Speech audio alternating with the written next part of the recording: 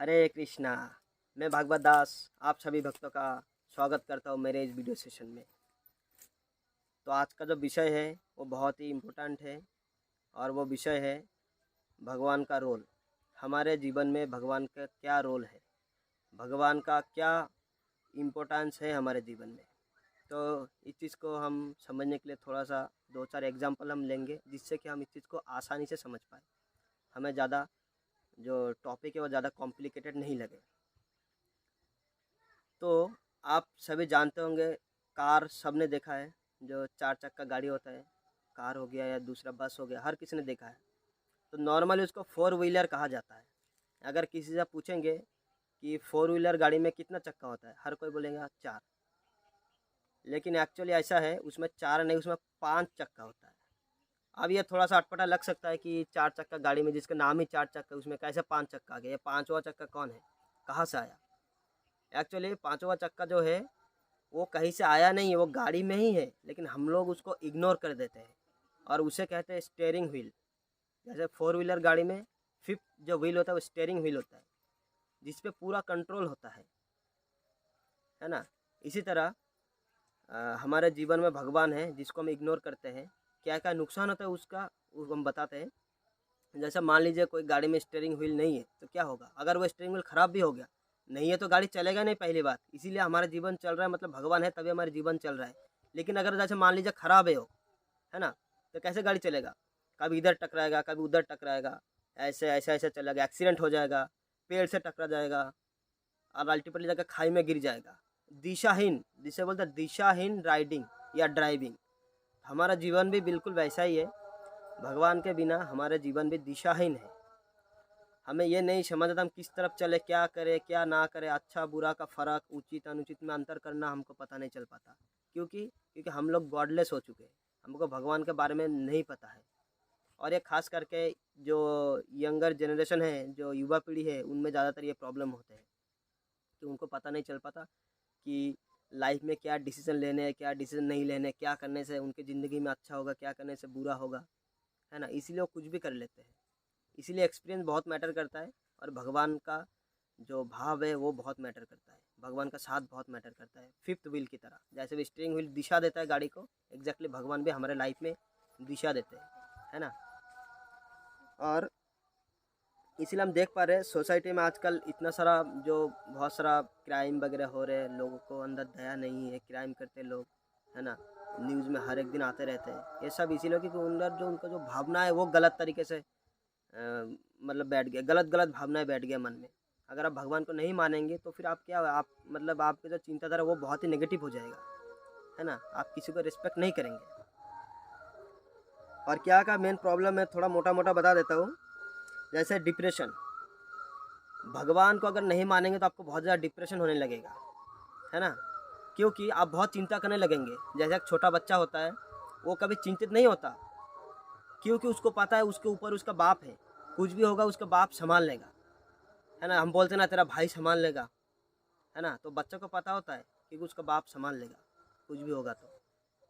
और जैसे जैसे वो बच्चा बड़ा होता है वो इंडिविजुअल इंडिपेंडेंट होने लगता है, तो धीरे धीरे उसके ऊपर जिम्मेदारी आने लगती है। उसका बाप जो तो कंट्रोल छोड़ता, मतलब धीरे धीरे कंट्रोल छोड़ता है, ऐसे धीरे धीरे कंट्रोल छोड़ देता है, वो पूरा इंडिपेंडेंट हो जाता है। फिर उसके ऊपर जिम्मेदारी आती है और फिर बहुत ज़्यादा टेंशन में आ जाता है, क्योंकि अभी उसको पता है मेरे ऊपर कोई नहीं है।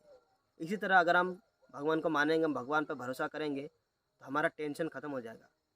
जो भगवान करेंगे अच्छे के लिए करेंगे, ये अगर हम सोचेंगे तो। उसका दूसरा है कॉम्प्रोमाइजिंग।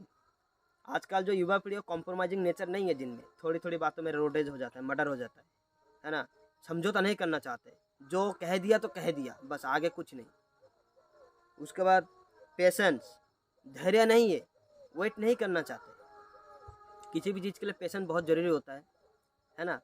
आपको अगर फाइनल फाइनल एग्ज़ाम देना है, रिजल्ट लेना है, तो आपको पूरा एक साल पढ़ाई करना पड़ेगा। अगर आप बोलेंगे बीच में मुझे रिजल्ट दे दो तो पॉसिबल नहीं है फिर, है ना। इसे कहते हैं धैर्य, धैर्य की कमी है। ट्रूथफुलनेस, आज के बच्चों में ट्रूथफुलनेस खत्म हो गया, सत्यता खत्म हो गया।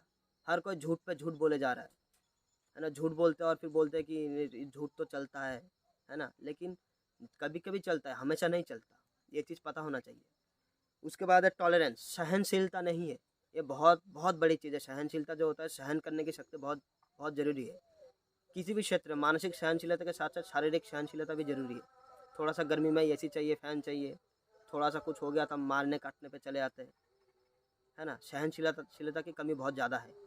उसके बाद है रिनंसिएशन, त्याग। त्याग बहुत बड़ा एस्पेक्ट है जीवन में। आजकल आप देखते होंगे जैसे दो भाई होते हैं, ज़मीन जायदाद बंटवारा हो जाता है, तो थोड़ा सा अगर इतना सा ज़मीन भी अगर एक भाई ने दूसरे भाई का ले लिया, वो फिर वो मारपीट में आ जाते हैं, मार देते हैं ज़मीन के लिए। उतना ज़मीन त्याग नहीं कर पाया, वो अपने भाई को त्याग दिया। तो त्याग बहुत ज़रूरी होता है। उसके बाद है lack of attitude to take responsibility. जिम्मेदारी लेने का जो एटीट्यूड होता है, हाँ मैं जिम्मेदारी लेना चाहता हूँ, वो नहीं है। हर कोई जिम्मेदारी से अपना भागता है, हर कोई जिम्मेदारी से भागना चाहता है, जिम्मेदारी लेना ही नहीं चाहता। और अगर बचपन से शिक्षा रहेगी, अच्छा शिक्षा, उचित शिक्षा रहेगा, तो ये सब अपने आप होगा। सारे अच्छे अच्छे गुण जो उसको अंदर अपने आप प्रकट होगा। ये सब लेस इसीलिए हो रहा है क्योंकि हम सोसाइटी जो है वो गॉडलेस बन गया। एक बहुत ही सीधा सा एग्जांपल देता हूँ। हम सब नमक को जानते हैं, नमक हम खाते हैं, डेली बेस पे यूज़ करते हैं। तो नमक क्या बहुत सस्ता आता है, लेकिन जो सब्ज़ी में जो नमक का जो ज़रूरत है वो सबसे ज़्यादा है। आप दुनिया भर का कीमती मसाला ला के डाल दीजिए सब्ज़ी में, पूरा उसको सब्ज़ी को अच्छे से पका लीजिए, उसको फिर परोस दीजिए, सिर्फ नमक छोड़ दिए, सिर्फ उसमें नमक मत डालिए, फिर देखिए कोई खाएगा? कोई नहीं खाएगा, क्योंकि टेस्टलेस हो जाएगा। लेकिन वही नमक सबसे सस्ता, सिर्फ 10 रुपये 20 रुपये किलो। बाकी सब मसाला देखिए, इतना सा पैकेट लाएंगे 50 रुपये। लेकिन हम नमक को मसाला में गिनते ही नहीं है। मसाला बोले तो सिर्फ गरम मसाला, जीरा, धनिया, ये सब समझते हैं। और वही अगर बाकी कोई मसाला मत डालिए, सिर्फ नमक डाल दीजिए, लोग खाना खा लेंगे। गांव में आजकल खाते, हमारे गांव में खाते हैं गर्मी में, इसको हमारे भाषा में पांथा भात कहते हैं, और दूसरे भाषा में पानी भात कहते हैं, माड़ भात कहते हैं। सिर्फ नमक डाल के लोग खा लेते हैं, मसाला का कोई ज़रूरत नहीं होता। इसलिए भगवान इंडिपेंडेंट है, भगवान अकेला काफ़ी है। आपने कुरुक्षेत्र के युद्ध में देखा होगा, सब नारायणी सेना दुर्योधन ले लिया, अर्जुन के बाद सिर्फ भगवान। विजय किसका हुआ? भगवान का हुआ, अर्जुन का हुआ, क्योंकि उन्होंने भगवान को चुना। इसलिए हमें भी हर चीज़ छोड़कर भगवान को चुनना चाहिए, क्योंकि हर बाकी सारा चीज़ भगवान के साथ ही है, बाई प्रोडक्ट है, तो हमारे पास ऑटोमेटिक आ जाएगा। हमें भगवान को प्रायोरिटी देना पड़ेगा। हम क्या करते हैं, भगवान को सबसे लास्ट में रखते हैं, प्रायोरिटी नहीं देते। इसीलिए इससे हमारा क्या होता है, बहुत ज़्यादा वैल्यू डिक्रीज हो जाता है। एक एग्जांपल देता हूँ।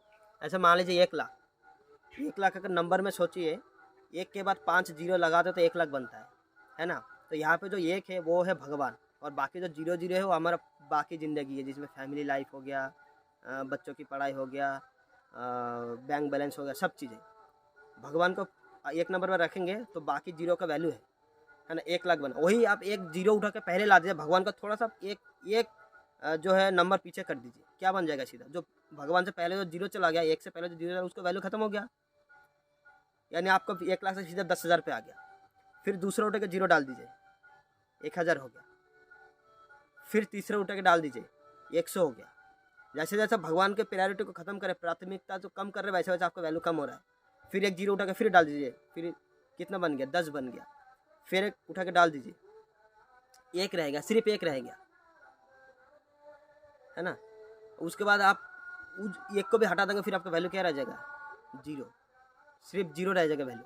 तो भगवान को भी हम अगर प्रायोरिटी नहीं देंगे तो हमारा वैल्यू ऐसे 0 हो जाएगा। जितना हम भगवान को प्रायोरिटी देंगे उतना हमारा वैल्यू बढ़ेगा। इसीलिए सुबह उठ के सबसे पहले हम भगवान को याद करना चाहिए, हमें भगवान को धन्यवाद देना चाहिए, भगवान को अपने लाइफ में लाना चाहिए, तभी जाके हमारा जो है जीवन का वैल्यू बढ़ेगा। जैसे फैमिली लाइफ हो गया, सोशल लाइफ हो गया, पर्सनल लाइफ हो गया, है ना, प्रोफेशनल लाइफ हो गया, इसके बाद स्पिरिचुअल लाइफ हो गया, है ना। तो हमें स्पिरिचुअल लाइफ को सबसे पहले रखना चाहिए, उसके बाद धीरे धीरे सब होगा, ऑटोमेटिक होगा। जैसे मैंने कहा, बाकी जितना भी यश्वर जो ये सब बाई प्रोडक्ट है। भगवान अगर आपके साथ है तो हर चीज़ आपके साथ है। भगवान नहीं है तो जैसा होता है ना मकान मालिक, अगर मकान मालिक आपका साथ है तो मकान आपका हुआ।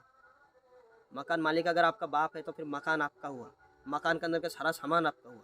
और अगर मकान मालिक ही दूसरा है तो दूसरा वो तो है ही नहीं, वो मकान गया और सामान भी गया, आपका कुछ भी नहीं है। इसलिए भगवान को अपने लाइफ में लाना बहुत ज़रूरी है। तो मैं आशा करता हूँ आप लोगों को मैं समझा पाया हूँ, और आप लोगों को बहुत बहुत धन्यवाद। आप लोगों ने वीडियो को लास्ट तक देखा। इसको शेयर करिए, सब्सक्राइब करिए और लोगों को भी बताइए। और इसके साथ मैं इस वीडियो को यहाँ पे ख़त्म करता हूँ। हरे कृष्णा।